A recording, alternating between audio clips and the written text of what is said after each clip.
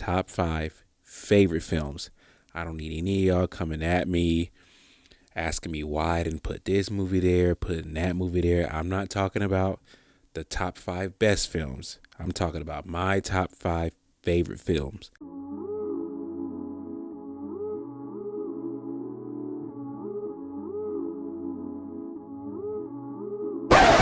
Welcome to Tone Deaf Conversation Podcast.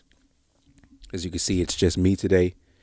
And what I'm going to be doing today, it'll be a quick one, is I'm going to be talking about my top 5 favorite films. Let me repeat that. Top 5 favorite films. I don't need any of y'all coming at me, asking me why I didn't put this movie there, putting that movie there. I'm not talking about the top 5 best films. I'm talking about my top 5 favorite films. Criteria. I can be doing anything else in the world, and I see this flash on the movie screen, or I see somebody tweet about it, or Facebook about it, or Instagram about it, whatever. However this movie is brought to my attention, I will most likely stop what I'm doing, or I will make time to watch these movies. These are the top 5. I'm going to stop everything I'm doing to watch movies. So don't get mad at me, whatever, argue with someone else, who cares. But I figure asking someone their top 5 movies is a good way to get to know them. And since we are still in the infant phase of this podcast, I figured I'd throw my first top 5. I'm going to be doing several top 5s. You know, everybody who knows me knows that I am a fan of top 5s, top 5 anything. And I'm gonna be doing these often. So this is my first installment of my Tone Deaf top 5. So we're doing top 5 favorite movies. Let me repeat: favorite movies. So the first one, I'm gonna go from 5 to 1. Number 5, we have Enter the Dragon. Roper, Williams, and Lee, the Deadly Three, penetrate the secret chambers of an evil island empire. What do you know about Han? He lives like a king on that island, totally self-sufficient. A fortress without walls. Enter the Dragon, directed by Robert Klaus, starring, of course, Bruce Lee. It's the last movie. Actually, matter of fact, I think he died a few weeks before the premiere. But it stars Bruce Lee, Jim Kelly, John Saxon, I believe, Bolo. It's the movie that I'm a kung fu guy. For those of you who don't know, I'm a kung fu guy. I love Bruce Lee. So, you give me anything kung fu and it's automatically going to be a thing that I love. Plus, it has some great quotables, which is another top 5 I'll be doing on here. Top 5 quotes or top 5 monologues. Maybe I'll do a top 5 for both. But, dude brings the board, hits the board, boards don't hit back. I mean, come on. It's like classic. You love it. It's just the perfect mix of cheesy acting with quality fight choreography. It's everything you want in a classic kung fu movie. So Enter the Dragon, that's number 5. Enter the Dragon at number 4. Number 4, I have Seven. Detective William Somerset is looking for a way out. You're retiring. 6 more days and you're all the way gone. So how long have you lived here? Too long. Detective David Mills is looking for a way in. We'll be spending every waking hour together from now until the time I leave. I'll show you who your friends and enemies are. Look, I've worked homicide 5 years. 7, I think this is David Fincher's best movie. It's not my favorite David Fincher movie, but I think it's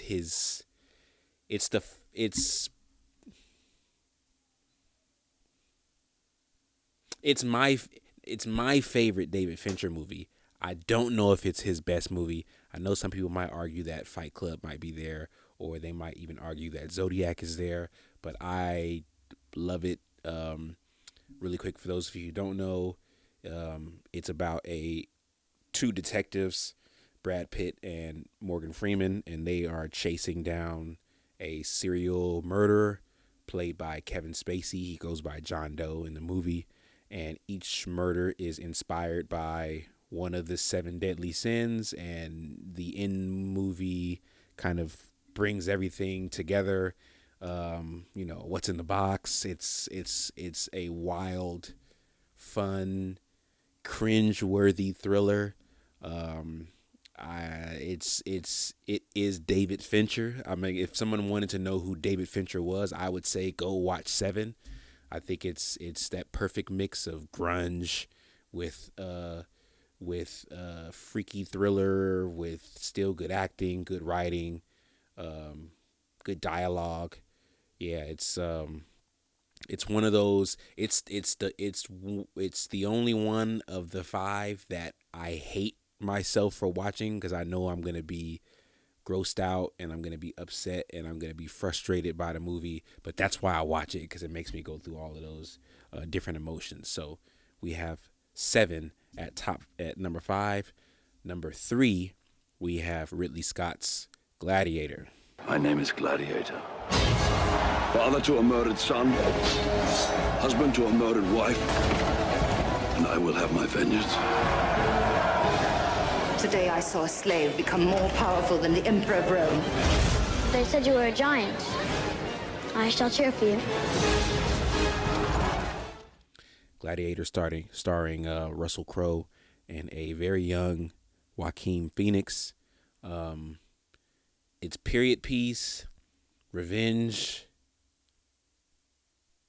people fighting to the death, and I mean it checks all of my primal boxes. Those things that though I may not condone in life, it's one of those things that in fiction, in film, you love to see it. It's one of those things where you're rooting for your guy, for him to get back at all the people. It's funny. I love when films, I mean, there's a thing where I think a lot of us have this list of things, or we have our own, what do we call them? We have our own set of moral values and things that we will and wouldn't do. But every once in a while, sometimes there's those movies that it checks the box for those things that maybe I wouldn't do it, or maybe I would. I don't know. That's another interesting thing, is who knows what we would do if we were ever pushed to a certain point. And if I was in Maximus Decimus Meridius's part, in his spot, and that was done to my family, who knows? Maybe I would travel across the land wanting to kill everybody in my way to get to the guy who did it. I mean, who knows? So it's the perfect revenge film. Russell Crowe, fantastic in it. Typical Ridley Scott. And like I said, Joaquin, he plays the perfect villain. So yeah, that's top 3 for me, or number 3 of my top 5 favorite movies. At number 2, we have Jaws. There is a creature alive today who has survived millions of years of evolution without change, without passion, and without logic. It lives to kill. A mindless eating machine. Jaws, directed by Steven Spielberg. This is his first feature, which is wild to me because I think it's arguably his best. I think his best movies were his early movies, and he had a fairly wild run. I mean, you have Jaws, you have Indiana Jones, E.T., Jurassic Park, and I know I'm missing a couple, but those from like 70s on to like the early 90s, to me, that's when Steven Spielberg was in his bag, as the kids would say. I think that's peak Spielberg for me. But I mean, Jaws to me is great. It's interesting because it's the film out of all 5 of these that have the most actual mistakes in it. And it's always fun to, there's plenty of YouTube videos on it, or, websites where they'll show you all of the mistakes. And there are a lot of mistakes in this movie. And, you understand it because it's his first film. Some continuity errors, cutting errors, just, a lot of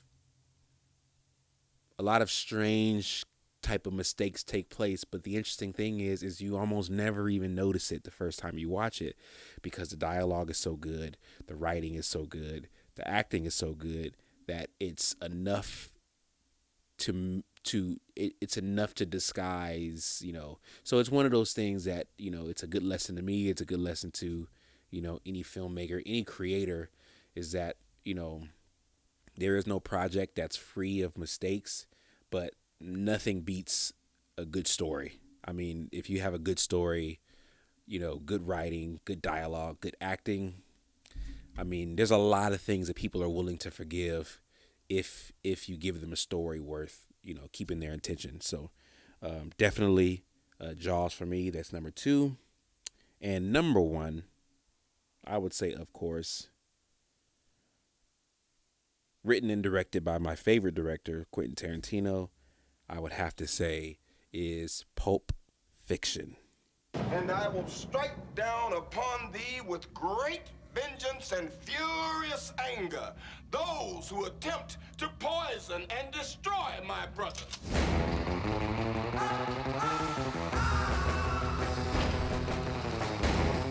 You know what they call a quarter pounder with cheese in Paris? Pulp Fiction has multiple top 5 for me. It has a top 5 dialogue. It has a top 5 acting performance. Of course, top 5 movie for me.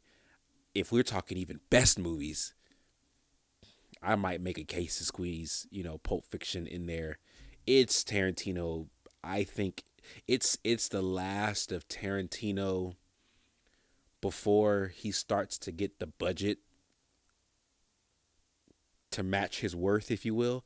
It's like for many of his early films, Jackie Brown, Reservoir Dogs, Death Proof, these are the movies where he was still like an indie filmmaker, and you could see it in the movie. You could tell that he just didn't have the budget that he has now for things like Once Upon a Time in Hollywood, which I don't know the numbers, but it's got to be 2 to 3 times bigger of a budget.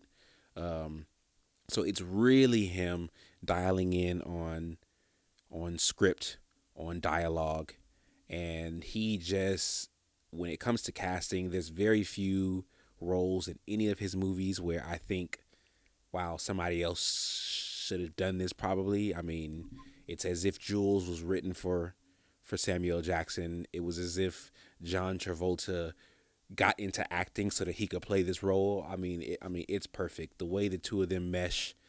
I love the way that the way that Tarantino tells his stories. It's not a chronological story. The story jumps. It's one of those things where, and he's one of the few directors where I think we are willing to let him take us on a wild ride, only because we trust that he's going to bring us back to where, we feel like he's going to pay us off at the end. I don't think everybody can do that. I think some people, you can't just do anything. You have to have the trust of the people. And I think, he's gained the trust of the people enough to be willing to watch a movie where halfway through you might be thinking, I don't know what's going on right now, but I'm willing to stick around because I believe he's gonna give me what I need, and I'm not gonna feel like I wasted my time. So this is number 1 for me. It's my favorite movie for all the reasons why I just described. Interesting. This goes back to, as a kid watching Westerns with my grandmother. So I've always had a thing for Westerns. So, when you look at least 3 movies on this list, Kung Fu to me kind of has that Western twang to it that to me, I just believe Kung Fu they're just Westerns, but Asian. I mean, really, I think you have some of those same some of the same tropes, some of the same corniness, you know, but enough action and manliness, you know, to, you know, kind of check those primal boxes. And Pulp Fiction to me is the perfect mesh of Western and Kung Fu and blaxploitation film. I mean, he does a good job always. You could tell right off the bat what Tarantino's influences are, and then you mix it in with him telling a story that takes place in Southern California, where I'm from. So, you know, yeah. I mean, there's not really much else I could say there. So yeah, damn, I don't remember my order. 5, Enter the Dragon. 4, 7, 3, Gladiator. 2, Jaws. Number 1, Pulp Fiction. I have been Antonio. I'm out. Swerve to your spokes at the curb. This is for my folks who focused on the herb. Bounce till you can't stop that revolution here. Swerve to your spokes at the curb. This is for my folks who focused on the herb. Bounce till you can't stop that revolution here. I realize I can't roll within a lion.